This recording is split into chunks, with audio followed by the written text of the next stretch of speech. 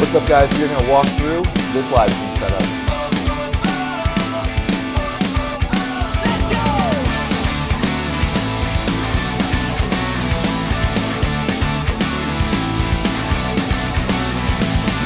My Fender Strat sits all alone, collecting dust in the corner. I haven't called any of my friends, I've been MIA since last December.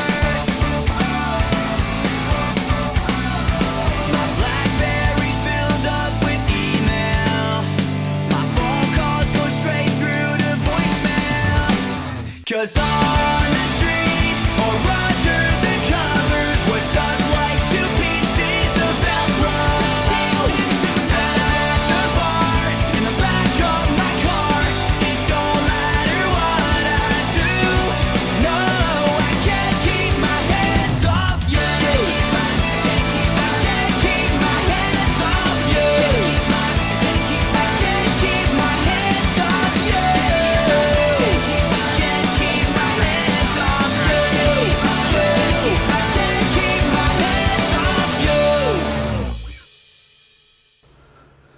All right, let's get right into it. We have the laptops. This one right here is the most important. It does three things: Pro Presenter, the ATEM software, and Companion.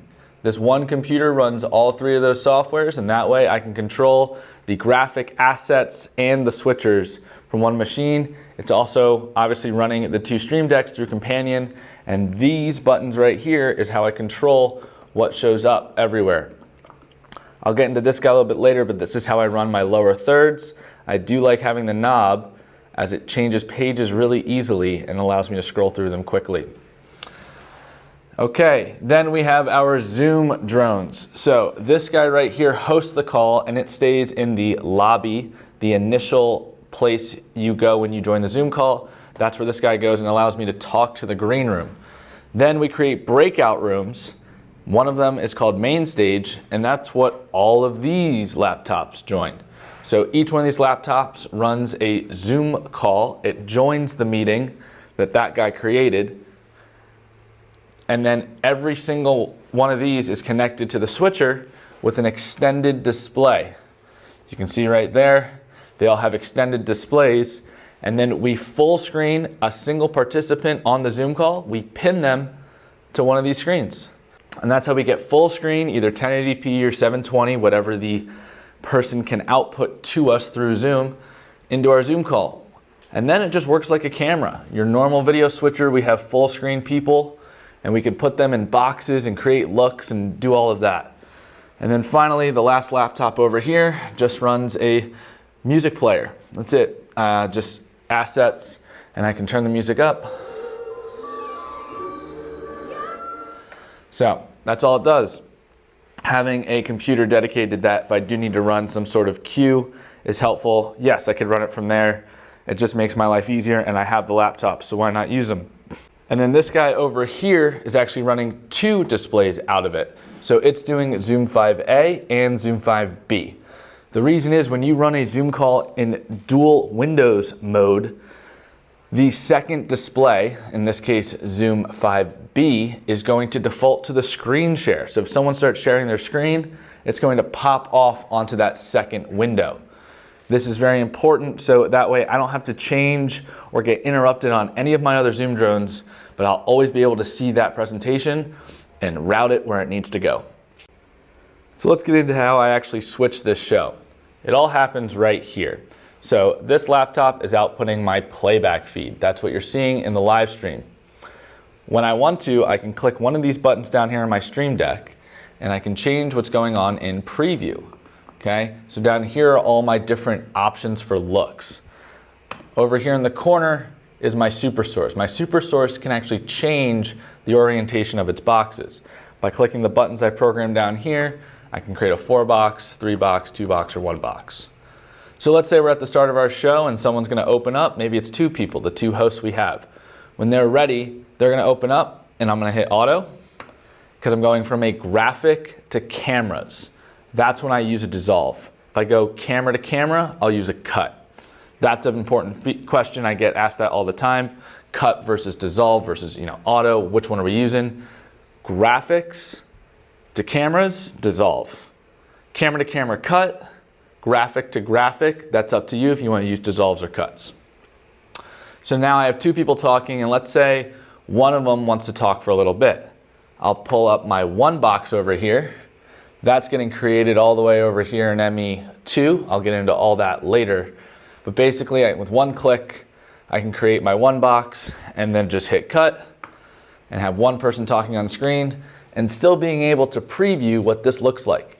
Maybe this person is yawning, they have to go off camera, whatever. I can get rid of them and keep an eye on them.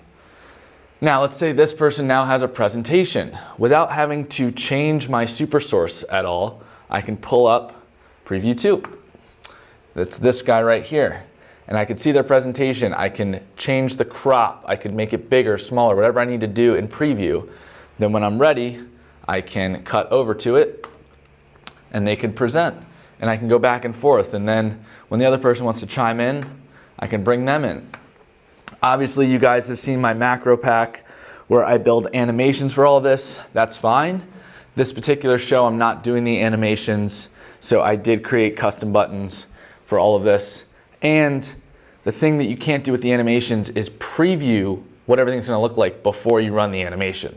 Another reason to run it in this way. Then finally, I have this guy that's coming from my A10 Mini all the way over here, my Extreme SDI ISO. And that is doing a full screen presentation PowerPoint, whatever the screen share is coming from Zoom. Now, if you've ever done live streaming from Zoom, you know that when people share their screen, it's not always full screen, right? It's not always the entire. Sometimes there's black bars around the side. So what I'm actually doing in my ATEM software down here, I can switch over, and you really only do this during setup, but I can switch over and I can go to my my upstream key and I could increase the size. So let me go ahead and pull that up full screen for you. And if I want to increase the size of the presentation to get rid of black bars, I can basically zoom in. And that's what I'm doing. So the way that's working, I'm routing the slides into this machine. I'm doing an upstream key, DVE1, and then I can make DVE1 larger than 100%, larger than 1-to-1 ratio, and that's how you get the zoom effect. So now that just shows up as a source here in my live stream, and I can pick it, and I don't have to do any key tying or anything like that. That can be confusing when you're doing 50 different tasks at once. The key to a good, successful live stream, and especially doing it with 1 or 2 people, is simplify what you have to do. If it's not super complicated, you won't make nearly as many mistakes, or any, during your actual live stream. If you have to think about too many things at once, that is where errors occur. So that's how that works.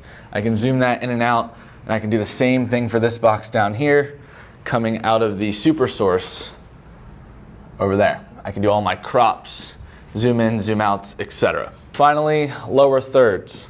So the way I'm running lower thirds is with this guy. If I go back to my other software here, I have all my lower thirds loaded up in my media player.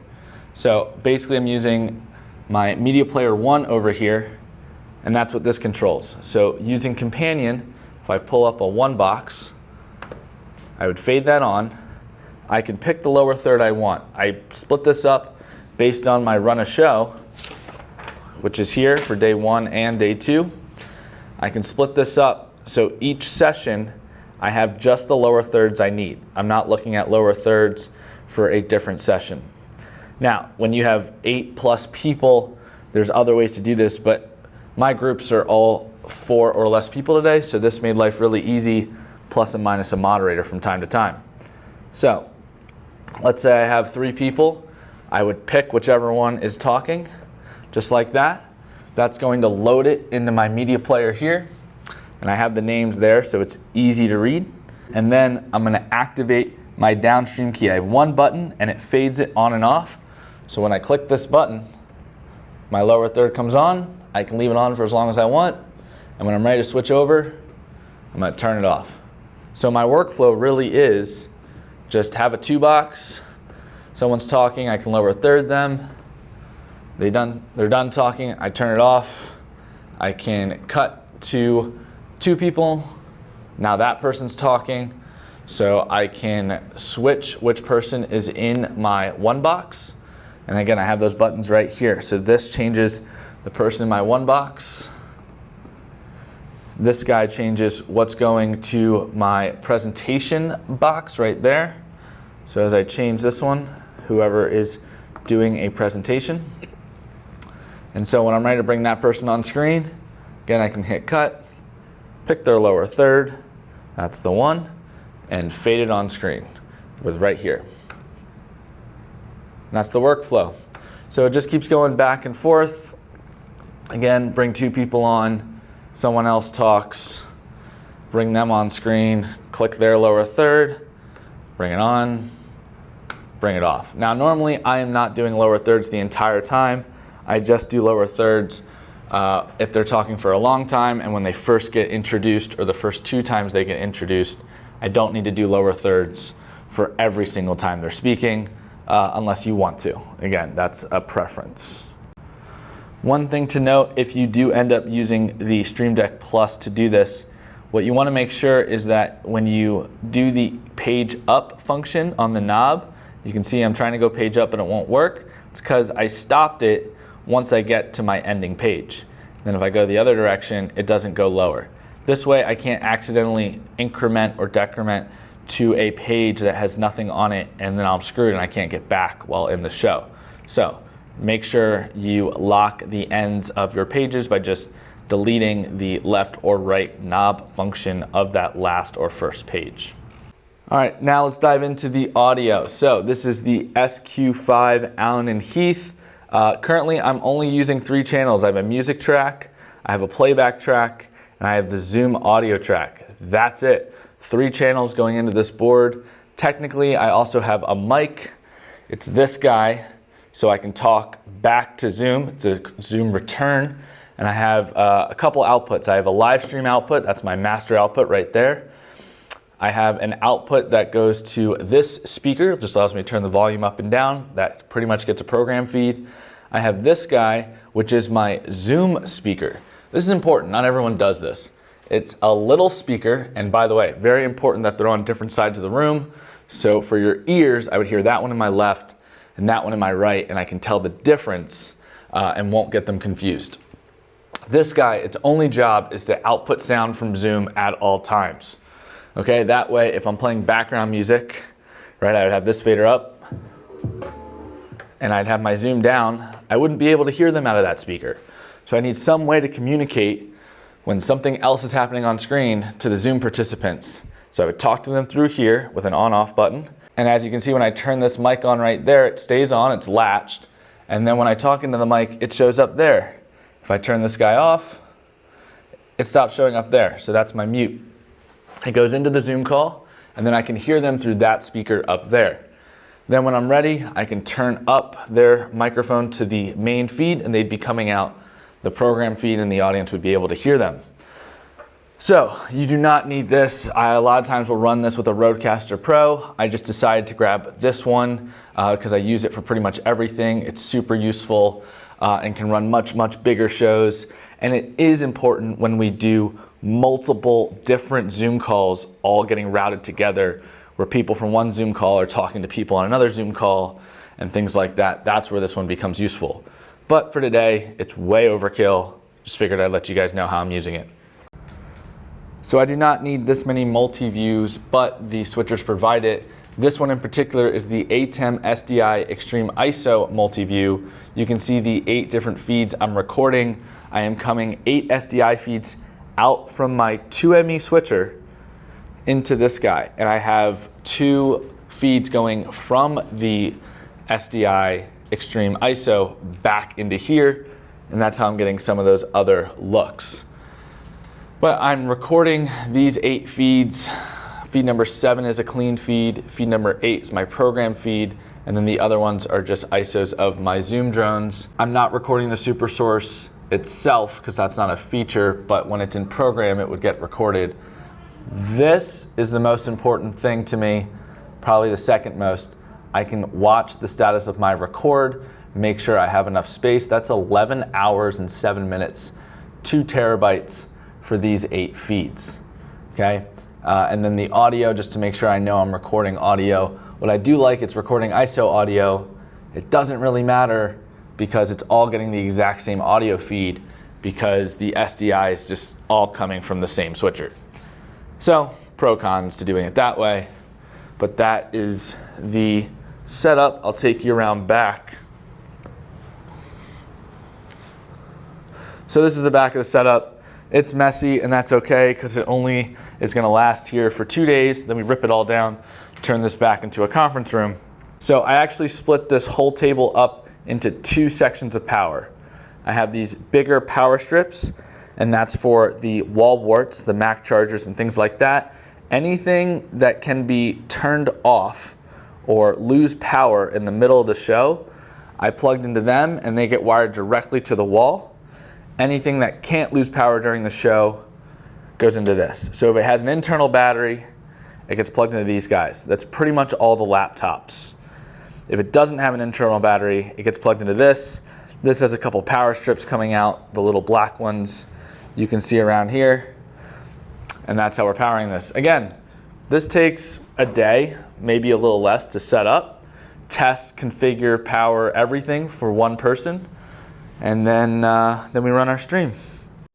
So with all of that, I just want to note that you don't need all of this gear to do what I do. I decided to use this gear. That's the point of the video, show you what I'm doing and how I'm doing it, the cables and everything I'm using. But you can do this a lot of different ways, and I show you guys how I do this on some of my other videos. But just to keep the comments clean, there is a lot of other ways to do this. Feel free to share how you're doing it, in particular how you might be doing it differently than I am.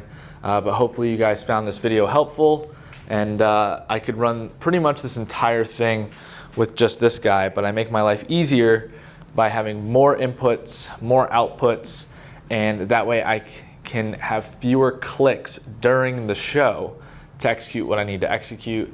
This helps me be the most efficient at what I'm doing in terms of my preparation to what I actually have to do during the stream. If you're having to do too many things with too few people, that's where you run into problems and errors. So that's why I have the setup I do, to have one person be able to handle all of this without getting confused or overwhelmed. So anyway, guys, good luck. Let me know if you guys have any questions, if you need live streaming support, things like that. Happy to answer them. Thanks.